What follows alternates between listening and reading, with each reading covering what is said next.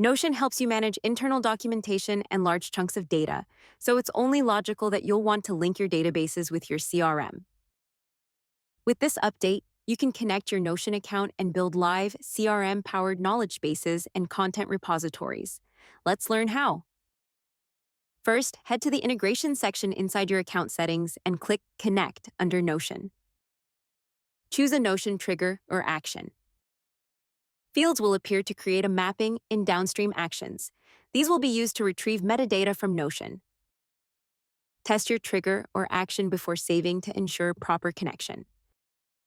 This feature enables you to connect your Notion database with your CRM, allowing you to update, fetch, and send data directly within your workflows. No third-party connection needed. The integration helps you connect your existing Notion databases to your CRM. This is a great way to keep your information updated and properly organized without having to switch systems completely.